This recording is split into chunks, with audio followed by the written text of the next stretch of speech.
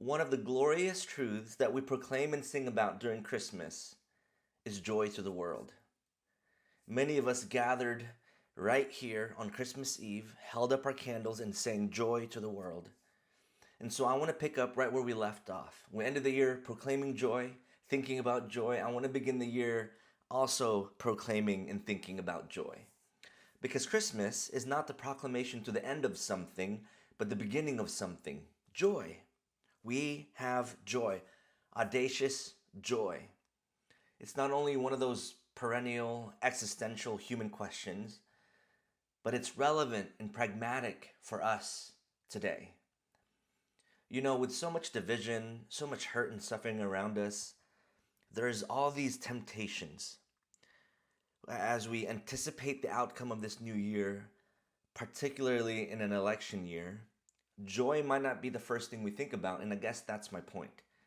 The temptation towards contributing to the polarization that already exists, or the temptation to participate in dehumanization and unkindness, the temptation to judge or to sow division, to participate in injustices, or simply be apathetic to all that is broken in the world, and orient our lives, relationships, careers, and choices towards things that are not of God. All these things, all these temptations are too real. We will all be tempted by these things this year because it's rooted in where we find joy. So much of the vitriol, the division that exists, the anger that exists is because either someone or something or some organization or group gets in the way of the joy that we desire, that we seek, that we're after. And so I believe that a robust understanding of joy, where we truly find happiness and a deep encouragement of it, can and will help us in this new year. And so that's what I'm after today. Audacious joy. And I want to look at Psalm 105, verses 1 to 4. Here's what it says. Give praise to the Lord, proclaim his name. Make known among the nations what he has done. Sing to him, sing praise to him. Tell of all his wonderful acts. Glory in his holy name. Let the hearts of those who seek the Lord rejoice. Look to the Lord and his strength. Seek his face always. Now, three things I want to highlight today if you're taking notes. One, regarding joy. One, we have a joy problem. Number two, I want to talk about strategies and how we deal with this joy problem. And then third, offer some good news, solution to our joy problem. So firstly, we have a joy problem. All throughout the scriptures, you'll find verses just like Psalm 105, reminding us, calling us to rejoice. The Bible is filled with reminders to rejoice. God, all throughout the Bible, has to remind his people to do so because God understands that we have a deep desire for it because we deeply lack it. The human heart deeply desires joy because it lacks it. So the call to rejoice reveals a sort of joy vacuum that exists within us. It's 1995. I'm in the fifth grade, so 10 years old, and I experienced my first heartbreak. One of the worst days of my life. I was in love with Lauren J. She lived 2 streets down from me, right next to the baseball fields that all the neighborhood kids and I, including Lauren J., spent every day that summer playing kickball. Summer was now almost over. We had just finished playing. My team had just won 8-5. I scored a bunch of runs. I did it for Lauren J. You can imagine I was feeling pretty good. Now we're all leaving the field. I'm walking behind Lauren J. and Sarah M. They were talking, and I overhear Lauren J. tell Sarah M. how cute and how adorable Jonathan Taylor Thomas was. You know the guy, the actor from the show Home Improvement. When I heard those words, my heart was crushed. I was heartbroken. And from that day on, I swore to always hate Jonathan Taylor Thomas. Okay, silly, but in all seriousness, it was actually a watershed moment for me. It was the first time I realized, yes, at 10 years old, that when a human heart locks onto something for its daily joy, if anything goes wrong with it, there is an implosion that happens with it. We know this. When the human heart locks onto something for its joy, it attaches to it with a kind of suction that is so incredible, that is so powerful. You don't realize how strong it is unless something goes wrong, unless it's threatened to be taken away, or it is taken away. And then there is an implosion, inward implosion that happens, almost a collapsing in on itself. I was devastated. I was scarred. Yes, of course, it's silly at 10 years old, but we can all look back at our 10-year-old selves and see our heartbreaks, to see and see our crushes, and see our celebrity worship, or our teams that lost in the Super Bowl or the World Series. You look back at that thing, whatever that is for you, and say, silly kids, they'll learn. They'll learn. And we did. We learned. We learned not to be so obvious about this. Because I contend that, in spite of the fact that in our grown up selves, we hide not only from other people, but from ourselves, from our own consciousness. We still deal with this today. We hide the degree to which there is this enormous vacuum pull that we've put onto the things that we are pursuing for joy. We're pursuing them with incredible intensity. And if anything goes wrong with the things that we have locked onto, there would be this enormous implosion, inward implosion. In other words, as adults, we're still doing the same thing. So, what is it for you? What has your heart locked onto? See, this is how the heart works. And let's extend the metaphor a little bit further. Think of a black hole. When a star collapses, you get a black hole. What happens is it begins to suction everything in that part of the universe. And an implosion happens, and everything around it, the entire solar system, the entire system is suctioned in on itself. Right? There's such an incredible implosion that not even light itself can escape it. So whatever system that existed loses equilibrium, and it creates a vacuum. The human heart, when it comes to joy, it's just like that. It's analogous to that. There is something missing, and you don't realize how large it is, how powerful it is, until something goes wrong with the things that you've locked onto. Then you begin to realize the enormous vacuum it is, that hole that is there, the disequilibrium that happens to us. And this is actually how the Bible talks about sin, our propensity to attach and love things. Now, loving things is not wrong, but as philosopher James K. Smith talks about humanity and the human condition, it's disordered loves, loving things in the place of God, that creates disequilibrium, that creates this joy vacuum. So that's the first point. We have this joy problem. We have a heart problem. Secondly, I want to talk about strategies to deal with this. Now, we have all kinds of strategies and ways to deal with this vacuum within us. But I want to mention two from Dr. James K. Smith. He talks about this in his collection of books, Cultural Liturgies. And he says we have two main ways of dealing with this vacuum. One way is through naivete, he says, being naive. He says most of us start out believing, because our cultures tell us this, that being happy is going to be a relatively simple and easy thing. See, every culture has a happiness myth. Every culture has a joy myth. Every culture. You wouldn't be a culture unless there wasn't a reigning myth that exists, or a view or a strategy of how to be a happy person that was put forth in that culture, right? Every culture, in other words, has a vision for the good life. Every culture has a main way.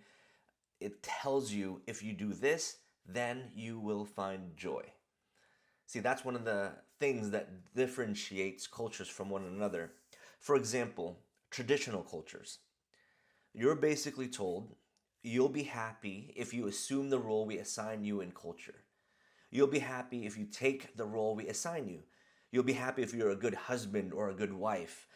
You'll be happy if you're a good father or mother to your children, or if you're a good son or daughter to your parents, or if you're a good patriotic citizen to your country, and so on. Right? That's what traditional culture says. On the other hand, modern, or maybe better thought of as contemporary cultures, they have a different message. Contemporary culture says you will be happy if you create the role in society you want. It's very different from traditional cultures. In other words, not assume the role we as a community give you, but you create the role that you want. This is the era of our postmodern, contemporary, highly individualized, individualistic culture. Now, in each kind of culture, though, when you grow up, there are all kinds of narratives and stories that reinforce these visions, right? Again, visions for the good life. And they basically give you a very strong impression that it's simple, it's straightforward. You just do this and you get that. Right? Traditional cultures have stories and visions of how you could live happily ever after. If you get that right family, if you get that white picket fence, right? So on. In contemporary culture today, the narrative is you can be anything that you want to be. Now, with these two cultures, in a place like San Diego, it's full of these. And in fact, most of us probably live at the intersection of these two cultural myths. One myth says assume your role and fit in. The other says create and be the person you want to be. I'm reminded of the movie The Notebook, right? The love story, how and really the two figures in the story represent the two different cultures. Two cultures come clashing together. And by the movie, the story, we know that it's actually pretty complicated and it's actually incredibly messy. See, that's why this is naive. They're naive strategies because eventually, almost everybody, sooner or later, comes to realize that these strategies don't work. We outgrow them, almost everybody abandons them. Happiness, joy, is much more elusive than this. Eventually, you start to realize it's just not true. And we learn this multiple ways. We experience it and we learn it through failure, and we actually learn it through success. Failure, for example, when you experience failure or rejection, when that happens, it always feels worse than you think it would, right? It's always worse. As a 10-year-old boy, your crush breaks your heart. The first time you experience one of those implosions, the first time you experience something you really set your heart on, something goes wrong with it, and the next thing you know, you experience this implosion, you begin to say, wait a minute, I'm a lot unhappier than I thought. This is harder than I thought. For a lot of us, the first time this dawns on us is maybe not when we're rejected by our childhood crush. A lot of us, it's when you find yourself sick or dealing with something really serious like cancer, or when divorce is the reality, or when you find yourself maybe restarting your career when you feel like you should be thinking about retiring. See, these myths are naive because life is not linear. And happiness and joy is not a feeling, and it's not circumstantial. Joy is a much more complex, elusive, difficult thing. Because we also learn this and we experience this in success. This is hard for many of us to understand, but many of us see and hear about it all the time. When people who have experienced tremendous success, they look down from the heights and they don't want anyone to know how absolutely empty they are, how unsatisfying life really is. You have Johnny Cash towards the end of his life. He writes and sings about it. It tears him up. Tom Brady on national TV confesses to the world after winning multiple Super Bowl rings, there's got to be more to life than this. Adele talks candidly about depression at the height of her career. These are naive approaches to life. Another strategy that Dr. Smith talks about, he calls them unstable strategies to deal with the joy vacuum. You experience some sort of disillusionment, disenchantment. I'm not happy. This is not working. I'm doing what they told me. I'm doing what everybody told me, but I'm not happy. I'm getting worse. When that begins to happen, you move from naivete into what he calls unstable strategies. He gives a few examples of unstable strategies. One is switching from one cultural myth for another. You've been living in a small town, you've been doing the traditional approach, and it's not working. So you switch, right? Suddenly, to the shock of everybody in your community, you leave everything, you leave all your commitments, you run off to New York City or Los Angeles, right? You run off to the city. And the reverse happens too. You live in a city, all of a sudden you drop out and go out and try the traditional strategy. Another example is taking a cultural myth and just taking it up 5 notches. In other words, I'm unhappy, but it must be because I'm not trying hard enough. I'm unhappy with the things and circumstances of my life. It's because they're not good enough. I need a better house, I need a better job, I need a bigger house. So you just go at it even harder. A third way in this strategy is moving towards cynicism. Historically, this approach, we would have called it stoicism, a hardening of one's heart and self, which basically says just admit this world is a fraud. Admit this world is not going to give you your heart's desires. This world is unfair. This world is full of brokenness. So let's do something about the heart, not the circumstances.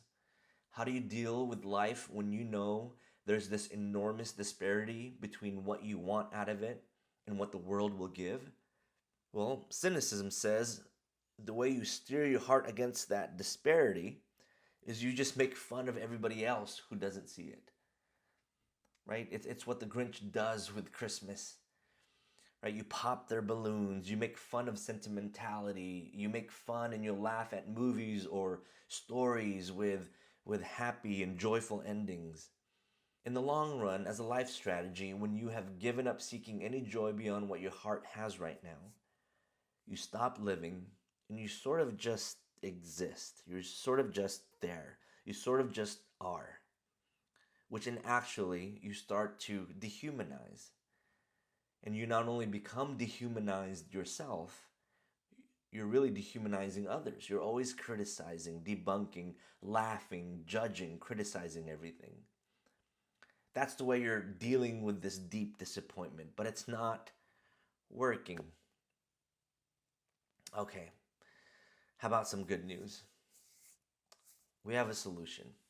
Our passage also represents a strategy from a people who are familiar with suffering, from a people who understand deeply the brokenness of the world, people who understand disillusionment and disappointment and disenchantment. Yet, they've found transcendent joy. These words by God's people are not just encouraging, they're prophetic, they're instructive, they're practical. It tells us how to deal with a joy vacuum. Listen to these words one more time. Give praise to the Lord, proclaim his name, make known among the nations what he has done. Sing to him, sing praise to him, tell of all his wonderful acts. Glory in his holy name. Let the hearts of those who seek the Lord rejoice. Look to the Lord and his strength. Seek his face always. See, this psalm wasn't just read to the people. The people proclaimed this together. God's people rejoiced in this truth. When they think about what God has done, right, that's what it says over and over. And so let's not overlook the simplicity of that. God's people rejoiced when they thought about what God did. When they thought about God. I get joy. We get joy. They got joy when they thought about him. When we think about him, God. See, this is the explanation to why the vacuum that we experience inside us, the vacuum in our hearts, is so large. Why our hearts are like a black hole and it sucks everything in and never finds satisfaction, it's because it was meant for God. St. Augustine, the theologian, puts it like this in his famous line in chapter 1 of his book, Confessions. He says, "We take joy in praising you, O Lord, for you have made us for yourself, and our hearts are restless until they rest in you." We were made for God. In other words, our hearts, mind, body, and soul is a system built for God. If God is out of the system, that's an infinite sized hole. It's an infinite size vacuum. That's the reason why you can put anything but God into the center of your life and it not satisfy. Because nothing but God will put the system back in equilibrium. That's what Augustine says. That's what God's people throughout history and throughout the scriptures have said and practiced. I get joy when I think about Him. But it doesn't say to think about Him in some sort of general way. We get joy when we think about what He has done. For some context, Psalm 105 calls God's people to give Him thanks and praise in response to His wonders. And the bulk of the psalm highlights God's redemptive work with the Israelites. So if you keep reading, it talks about and it focuses on the exodus from Egypt, movement to the promised land, God being faithful to them, God protecting them, God providing for them. So it highlights the way that God works redemptively, that He makes all broken things, sad things, unjust, right? He makes all those things untrue. And so ultimately it points to God's ultimate act of redemption. And right, that's why we celebrate Christmas. Joy has come to the world. Joy has come to redeem you and this world. Joy has come to deal with darkness. Joy has come to heal the broken. He has come to mend and satisfy empty hearts. Because joy is the person of Jesus. And joy is found in His life, in His death, and in His resurrection.